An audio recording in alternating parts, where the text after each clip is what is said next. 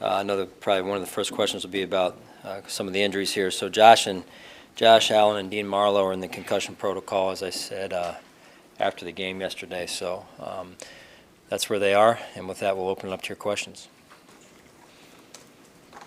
How much do you take into, like, start factoring in, Matthew Barkley, preparing, Barkley for the game this weekend? Yeah, well, until we know more, that's what we have to do is make sure that Matt's ready to go.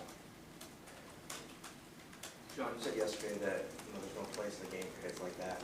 It's been reported that he's not facing a suspension for the hit, and Bill Belichick said he doesn't know how to coach it differently. After looking back at it, did you change your mind at all about that? Yeah, no, listen, as far as some of the things that happened yesterday, I made my comment on it yesterday, and really out of respect for you and the job you're trying to do and you guys, I'm going to leave it at that, and then we're going to move forward here this week. Thanks. Did you file a grievance, or can you? Not going in, not getting into it. Thanks, Tim. Appreciate it. Just moving forward. We're going to chase the vision this week. Obviously, we're going to learn from the loss, just like we learned from our wins. A lot of good lessons baked into that, just like there were the previous 3 weeks, and so that's what the growth mindset's all about. The guys are upbeat. We're going to learn from it, apply it the best we can, and move forward against a good Tennessee Titans team this week, and a good environment down there. So it'll be a good week of practice for us, and that's what we're looking forward to, is that vision. How disappointing is it that it seemed like a lot of squandered opportunities on offense and on special teams with the block punt to squander what the defense did in holding Tom Brady to 11 first downs and however many yards? Yeah, opportunities. I think that was the key, and execution within our fundamentals, like making sure we're carrying over our fundamentals from practice to the game. And that, again, is what early in the season is all about, continuing to double down on those fundamentals and the execution of the fundamentals throughout the game. Are you concerned about how sloppy the offense has been at times with the ball? Early on, I think you're always concerned about a lot of things until you really get a good feel for who you are, as you heard me say, John, as it relates to who we are as a football team, what our strengths are, where our weaknesses lie, and that we continue to develop. So yes, overall. That said, I would say that that's probably true overall early in the year, every year, as we continue to develop. But with the execution that Dawson's kind of put on display the last couple of weeks, would you consider him an ascending player here? Well, I consider him a young player that's made some good plays, Chris. So let's just take it one game at a time, one snap at a time. I think that's key for young guys, right? He made some really good plays yesterday, and then had some plays he'd like back. So we'll just continue to take it one game at a time and move forward with that in mind. On the flip side, what do you like about the identity that your defense is creating? Yeah, just the way you look at it, you saw the game the way I saw it yesterday. They played fast, they played physical, they played good team defense, and that's the way it should come together, right? I thought it was a good plan overall, and it allowed the guys to play fast and execute, and then be fundamentally sound with tackling in space. You saw a couple of really good tackles in space, really good plays in space there. So good, solid football overall. What was your assessment of Zay Jones' effort yesterday? Yeah, I thought overall we had 8 targets, 2 catches. There's some things that he can do better there. There's some things that we can all do better, Jay, in all honesty. So, there's some plays in there where our offense has to become our defense, and try and get some of those balls that were up there, become a defender, make sure they don't come down with it. So, at the end of the day, we all can do a better job, and I know there's some plays they would like to have back. Was the interception in the second half near the sideline, it was pretty close to you, was that one of those plays, and what was the explanation exactly for what he was doing on that play? Yeah, I mean, some of those plays are bang plays. You're in a position, you're not sure where the ball's going, it's going over your head, and they become bang plays. But I would like to have seen him try and make a play from an offensive player become a defensive player in that situation. Sean, how close was Devin to playing this Sunday after turning in a couple limited practices during the week? Yeah, close. As I mentioned, it was going to be close coming down to the wire. So again, we'll see this week as we move forward one day at a time here, really. John, there was a video of you before the game chasing a couple Patriots staffers off the field during warm-ups. What was that interaction there? Yeah, like I said earlier, Matt, again, with all due respect to your question, you guys know I have a lot of respect for you. I'm not going to go there. I mean, we're moving forward, and what happened yesterday is in the past, and we're focused this week on where we're going, really. Sean, I know it's on Monday, but if Josh is going to have a lengthy stay on the, I think, concussion protocol, is there a plan to bring in another quarterback or move Davis Webb up from the practice squad? Yeah, we'll see. Brandon and I, we just need to take it one step at a time right now. You know how the protocol works, right? So Davis is here for that reason, and we feel good about Davis as well. So we'll just take it one day at a time right now. Sean, with injuries in general, Josh and others on the mend, how much do you factor in the bye week being after the Titans game and maybe looking at things as a more extended period to allow guys to heal? Yeah, I mean, that's part of what we factor in as it relates to, who can go, who can't go, and so we keep that big picture in mind the best we can. Sean, going back to Zay for a moment, how much of his maybe early season struggles, if you would assess it as that, have come from his adjustment to maybe a new role with more playmakers? Yeah, well, when you look at our defense and our offense, there's different levels of continuity, and we've talked about this even in here at length in the preseason and training camp. The defense is a year and a half ahead in terms of the continuity, and then offensively we've got 8, 9 new players just in the starting lineup, really, for the most part, give or take. So, and as it relates to Zay and that, I mean, look, there's getting familiar with, there's getting comfortable with the offense, the system. He's had some good plays this year. He's made some critical catches for us in a couple of the games before. So, I expect he'll bounce back. Is there a level of disappointment? And I know this is kind of looking back, but, I mean, do you talk to Deion Dawkins about what he said, or at least what the Patriots thought he said, in moving forward as far as bulletin board material might be? Yeah, we talk about those things a lot in terms of making sure that we go through the process the right way. And that's continuing to develop our young players and continuing to put our best foot forward every week. I know we talked about Frank since he's been here, but albeit in a loss, not the personal accolades, but for him to have 15,000 yards in his career, to be on the field for that, to see that, to be a part of that and get to know him, what was that like for you? Yeah, I mean, it's a great honor, right? Great honor for all of us who were there. Great environment overall, separate of the Frank conversation, but great environment. Really appreciate the fans. Just a great environment and a lot of energy. And then to see Frank accomplish what he accomplished, what an honor. What an honor just to be there, as whether you're a coach or a fan. Just a great honor to say you've witnessed that. Josh talked last week about learning from his mistakes against Cincinnati, in particular maybe some of the ill-advised decisions on where to go with the ball. Prior to getting hurt yesterday, did you feel like he improved on that? And if not, why do you think that is? Yeah, no, we obviously have a lot of work to do right there, and that's an ongoing message. If you were in our team meetings, you would know we talk about that a lot, and that's an ongoing message. It'll continue to be an ongoing message every day because the ball is important. You see the results of it. Our players know the results of it. I mean, if you look at the numbers, then numbers are numbers, right? But at the end of the day, that's a stat that if you win that stat, that turnover margin stat, usually you're going to put yourself with a chance to win the football game.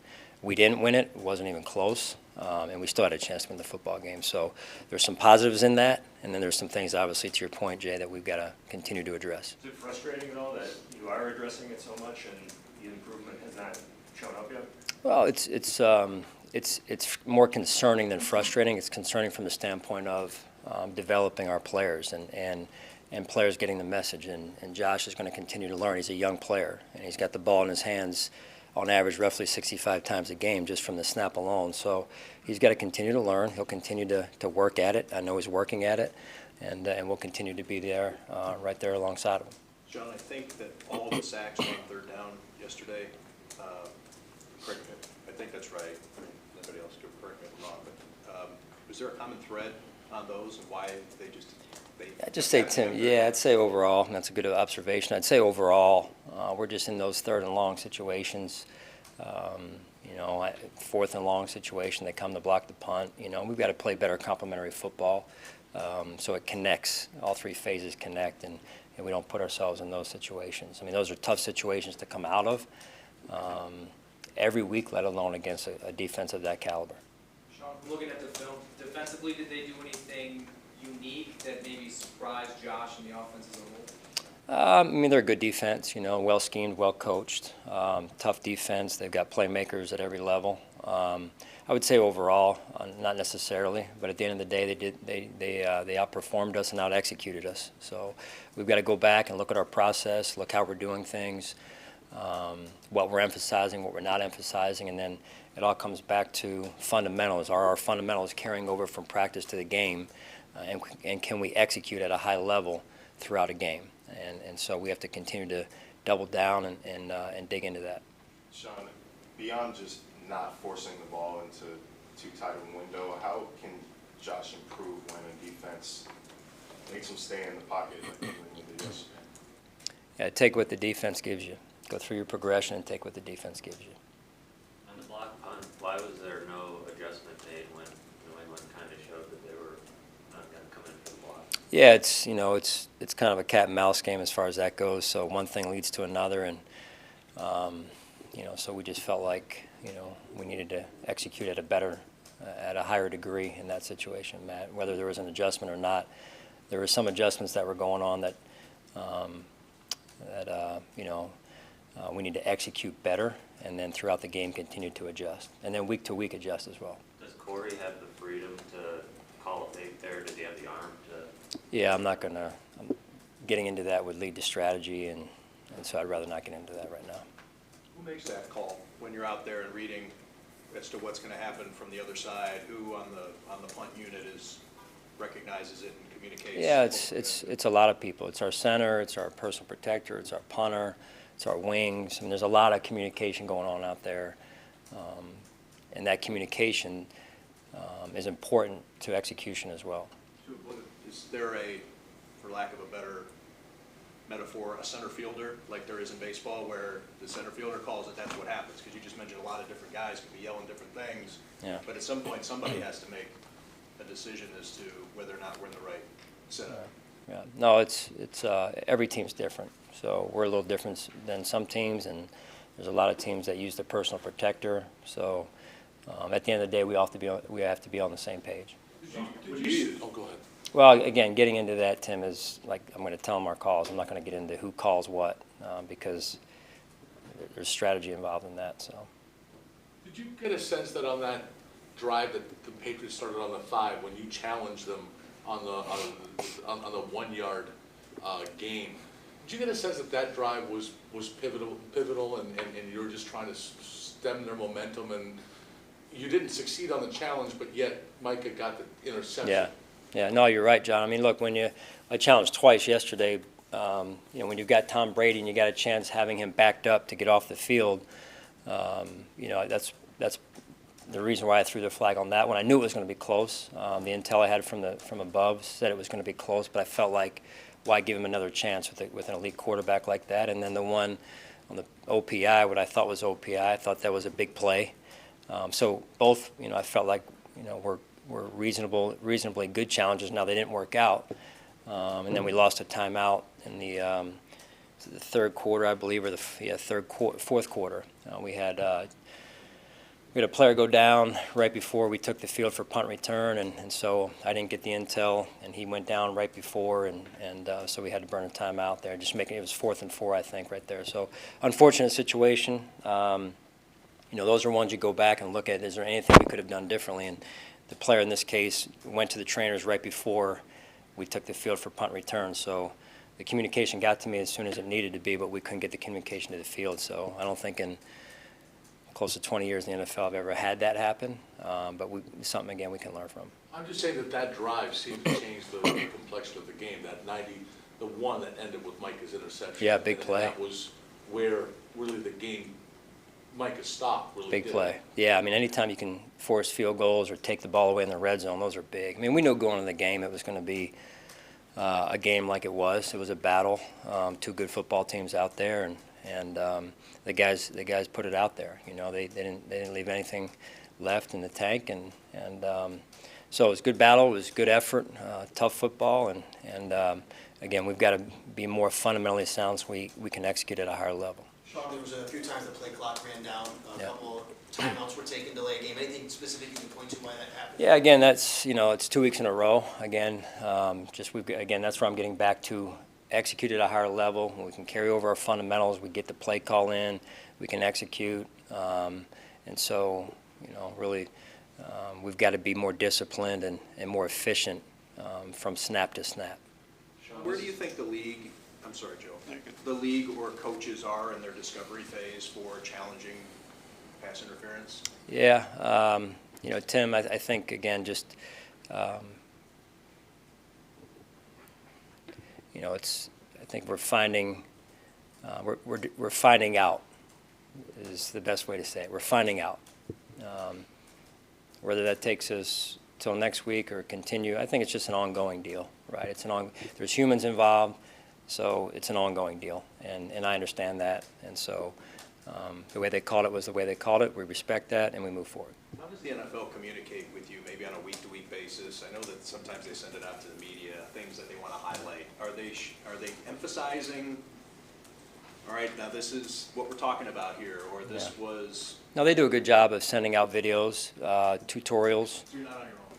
Yeah, no, and we do our own research, but they do a good job of sending out educational tutorials from week to week to help us, to help educate the staffs on how it's going to be officiated. Sean, this is your third time through as head coach. Do you find the first loss of the year to be a bit more difficult to get over for both you and your team? And if the degree of difficulty is higher, how do you overcome that? Well, I mean, we don't, listen, we want to win every game, right? We're highly competitive people, and I believe we're changing a mindset here as well as the culture. And part of the changing the culture is changing the mindset of expecting to instead of hoping to. And so I believe that's the direction we're headed. And so anytime you lose, from the time you're this tall to the time you're a pro football player in this case, it's hard. But it's important that you keep your mind about yourself and you take ownership of your part, your 1/11th of it, and then you apply it the next week to grow stronger. And that, again, goes back to the growth mindset, that we get stronger each and every week with that in mind. Sean, if Matt does have to play, what does he bring to your offense? Obviously, small sample size yesterday with those first regular. Yeah, he's well respected. I mean, he's well respected by our team. He's earned everything he's gotten here. I mean, you guys saw what he's done and how he carries himself week to week, day to day around the building. So he's highly prepared every week, whether he's played or he hasn't, which is the life of in this case, a backup quarterback. And there's a lot of internal belief in Matt Barkley, and we know he'll be ready to go if need be this week.